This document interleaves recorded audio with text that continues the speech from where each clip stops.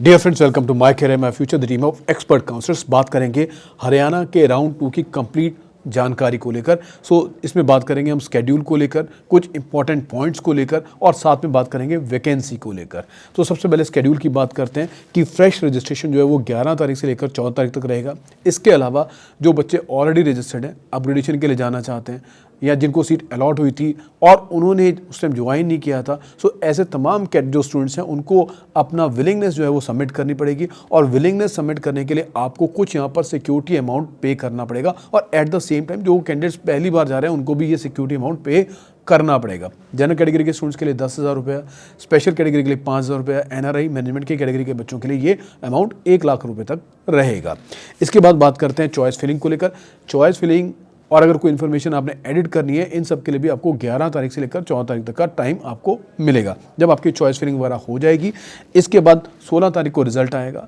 यहाँ पर प्रोविजनल जो है फीस डिपॉजिट करनी पड़ती है। उसके बाद डॉक्यूमेंट वेरिफिकेशन के लिए आपको पीजीआई रोहतक जाना पड़ता है। डॉक्यूमेंट वेरिफिकेशन आपका 21 तारीख से लेकर 23 तारीख तक रहेगा। 16 तारीख से लेकर 20 तारीख के बीच में आपको जो प्रोविजनल फीस है वो आपको डिपॉजिट करनी है।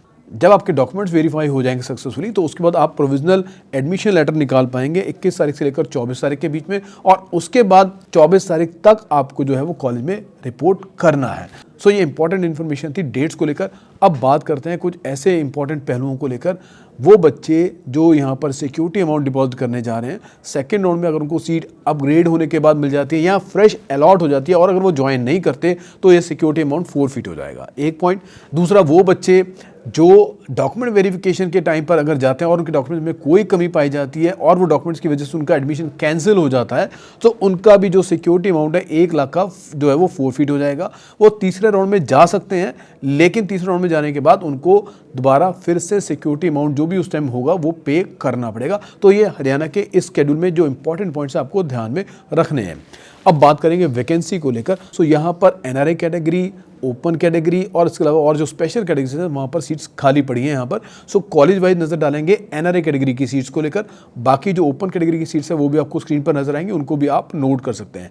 एनआरआई कैटेगरी में पीजीआई रोहतक में 2 सीट्स वैकेंट पड़ी हैं, भगत फूल सिंह में 1 सीट, कल्पना चावला यहाँ पर 2 सीट, महाराजा अग्रसेन यहाँ पर 2 सीट, Shri Atal Bihari Vajpayee government medical college हायसा यहाँ पर 2 सीट।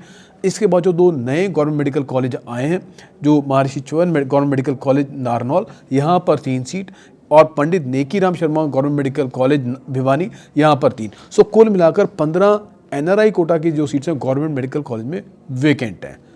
अब नजर डालेंगे प्राइवेट मेडिकल कॉलेज की वैकेंसी को लेकर, मैनेजमेंट, एनआरआई और ओपन। मैनेजमेंट और ओपन की जो आप सीट्स हैं उनको आप नोट कर सकते हैं स्क्रीन से। और हम बात करेंगे एनआरआई को लेकर।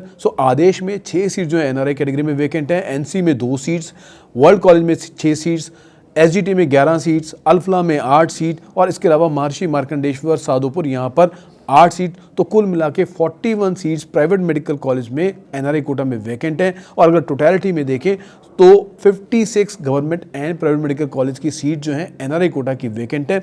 मैनेजमेंट कोटा की प्राइवेट मेडिकल कॉलेज में 320 सीट्स वैकेंट है। कुल मिला के सेकेंड राउंड के लिए जब मेरिट लिस्ट आएगी तो उससे हम अंदाज़ा लगा पाएंगे कि कट ऑफ जो है वो कहाँ तक जाएगी।